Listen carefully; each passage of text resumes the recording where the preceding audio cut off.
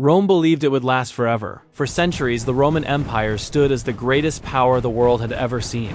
Its armies conquered continents, its roads connected civilizations, its emperors ruled over millions. To the people of Rome, the empire was not just a kingdom. It was the center of the world itself. But empires rarely die from enemies outside their walls. They die from betrayal inside them. And in the final centuries of Rome, betrayal became a disease spreading through the empire faster than any barbarian army could march. Generals betrayed emperors. Senators betrayed generals. Emperors betrayed their own people. Brothers murdered brothers for the throne. Entire armies switched sides overnight. Loyalty vanished. Fear ruled everything. By the end, Rome was not destroyed in one great battle. It collapsed from within. The story begins during the height of Roman power. Rome controlled vast territories stretching from Britain to North Africa and from Spain to the Middle East. No empire had ever ruled so much land for so long. Roman legions were feared everywhere. Roman engineering, law, and military discipline shaped the ancient world. But power created another problem. Too many men wanted it. After the death of Emperor Marcus Aurelius in 180 AD, the empire changed forever. Marcus Aurelius had been respected, disciplined, and intelligent. But his son Commodus was something very different. He was arrogant, unstable, and obsessed with glory. Instead of leading Rome, he treated the empire like a personal stage play. He fought as a gladiator in the arena. He renamed Rome after himself. He executed political rivals out of paranoia. Senators feared him. Generals hated him. The people watched as the empire slowly drifted into chaos. Then came the betrayal. In 192 AD. Members of Commodus's inner circle secretly plotted his assassination. Not enemy kings. Not barbarian invaders. Romans. His closest allies poisoned him and sent a wrestler to strangle him in his bath. The Emperor of Rome died alone. And suddenly, everyone wanted the throne. What followed became known as the Year of the Five Emperors. Rival generals marched on Rome with their armies. Soldiers murdered emperors for money. The throne became something that could be bought, sold, or stolen. Rome had crossed a line. For centuries, Roman strength came from discipline and unity. Now, its own military realized they could control the empire itself, and once armies discover political power, empires begin to rot. Over the next decades, Rome descended into endless civil war. Emperors rose and fell constantly. Some ruled for only months before being murdered. Others were betrayed by their own guards. The Praetorian Guard, the emperor's elite protectors, became kingmakers and assassins. Imagine being emperor of Rome and knowing the men protecting your bedroom. Door might kill you before sunrise. That was the new reality. Meanwhile, Rome's enemies watched carefully. Germanic tribes attacked northern borders. Persian armies pushed from the east. Pirates raided Roman trade routes, entire provinces rebelled. But Rome could still survive external enemies. The real disaster was internal collapse. During the crisis of the 3rd century, the empire nearly disintegrated completely. Between 235 and 284 AD, more than 20 emperors claimed the throne. Most died violently. Generals betrayed each other constantly. Cities were looted by Roman soldiers themselves. Inflation exploded. Trade collapsed. Plague spread across the empire. At one point, Rome split into 3 separate states. The empire was eating itself alive. And then came Diocletian. Unlike many emperors before him, Diocletian understood the empire was simply too large for one man to control alone. So he divided power between multiple rulers in a system called the Tetrarchy. For a brief moment, it worked. The borders stabilized. Order returned. The economy improved. Rome seemed saved, but the system depended entirely on cooperation. In Rome had forgotten how to cooperate. The moment strong leadership weakened, betrayal returned. Civil wars erupted once again as rival claimants fought for total power. One man eventually emerged victorious: Constantine. Constantine changed history forever. Before the Battle of the Milvian Bridge in 312 AD, Constantine reportedly saw a vision in the sky promising victory. After winning the battle, he embraced Christianity and transformed the empire. Christianity went from a persecuted religion to the dominant faith of Rome itself. But while Constantine strengthened the empire politically, another dangerous shift was happening beneath the surface. Rome's military was changing. Traditional Roman legions were becoming weaker. Recruitment declined. Fewer Roman citizens wanted military service. To survive, Rome increasingly relied on foreign mercenaries, especially Germanic warriors from beyond the frontier. These soldiers were effective fighters, but they were not truly Roman. Many served for money, land, or survival rather than loyalty. to the empire. Roman commanders began depending on barbarian troops to fight Rome's wars. Slowly, the empire handed its military strength to outsiders, and that decision would become fatal. By the late 4th century, the Huns exploded into Europe. Nobody knew exactly where they came from. They appeared suddenly from the east like a storm of horsemen and destruction. Entire tribes fled before them. The Goths, terrified of annihilation, begged Rome for refuge across the Danube River. Rome allowed them in.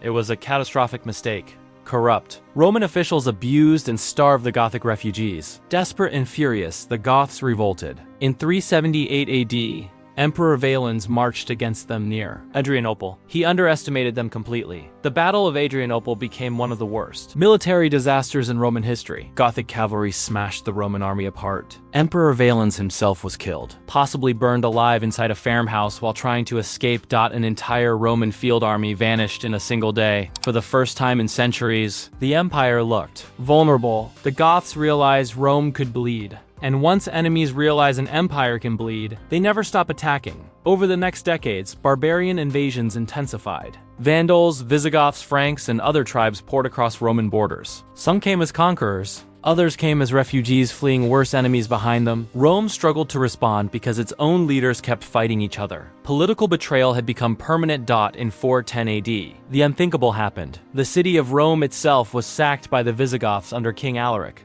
For 800 years, Rome had not fallen to a foreign enemy. The eternal city seemed untouchable, but now barbarian warriors marched through Roman streets carrying loot and burning homes. The psychological shock was enormous. People across the empire believed the world itself might be ending. St. Jerome reportedly wrote, "The city which had taken the whole world was itself taken." But even then, Rome still survived. The Eastern Roman Empire remained wealthy and powerful. The Western Empire still controlled parts of Europe. Recovery was possible. Then, betrayal struck again. One of Rome's last great generals was a man named Stilicho. He was brilliant, disciplined, and possibly the only commander capable of saving the Western Empire. But political rivals feared his power. So in 408 AD, Emperor Honorius ordered Stilicho executed. Rome murdered its best defender. The consequences were catastrophic. Thousands of barbarian soldiers loyal to Stilicho deserted Rome afterward and joined Alaric's invading forces. Without Stilicho, the Western Empire lost both military leadership and internal unity.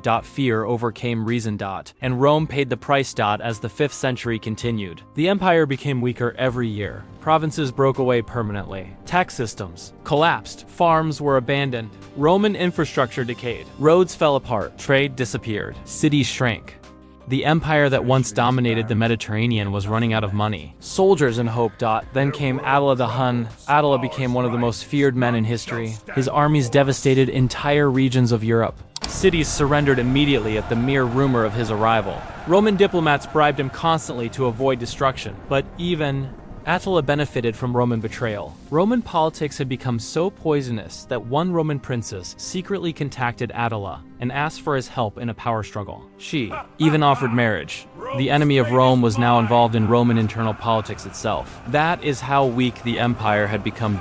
In 451 AD, Roman forces under General Aetius confronted Attila at the Battle of the Catalonian Plains. It was one of the final great Roman victories. Aetius successfully stopped Attila's advance into Gaul. For a moment, it seemed Rome still had a future. Then the emperor betrayed Aetius. Emperor Valentinian III feared Aetius's popularity and power. During a meeting in the imperial palace, Valentinian personally stabbed Aetius to death. According to one Roman historian, a court official later told the emperor, "You have cut off your right hand with your left." The official was right. Without Aetius, the Western Roman Empire had no capable military leadership left. And only a year later, Valentinian himself was assassinated by supporters of Aetius seeking revenge. The empire was trapped in an endless cycle of betrayal and murder. Then came the Vandals.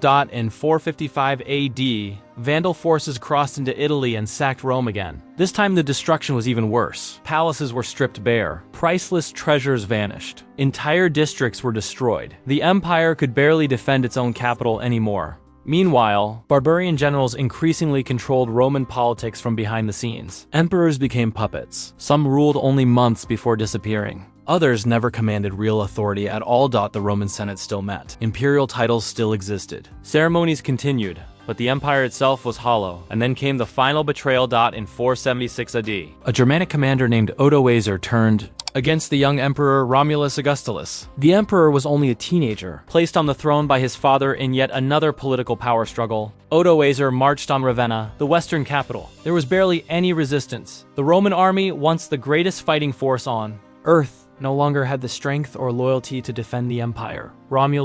Augustulus surrendered. Odoacer removed him from power and declared himself ruler of Italy, the Western Romang. Empire was over. No giant final battle. No glorious last stand. No dramatic apocalypse. Just exhaustion. Decay.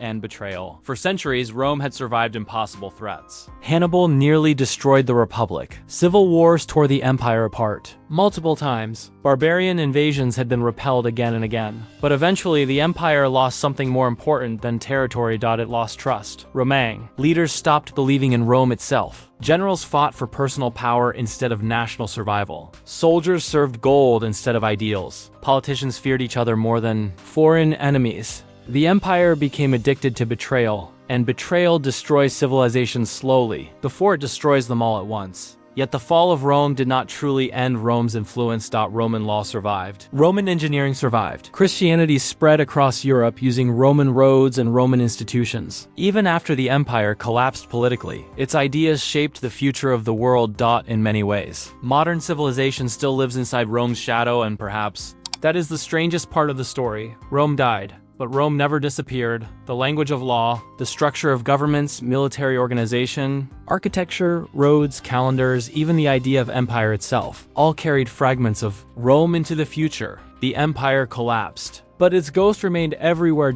And maybe that is the real warning hidden inside. Rome's story. Civilizations rarely collapse because enemies are stronger. They collapse because internal betrayal makes them weak enough to fall. Rome was not destroyed in a single invasion. It was destroyed by generations of fear, greed, corruption, ambition, and political paranoia. The barbarian invasions were only the final push against a structure already cracking from within. And history has a habit of repeating itself. Every powerful civilization eventually believes it is eternal. Every empire eventually believes its systems are too advanced to fail. Rome believed that too, right before everything collapsed.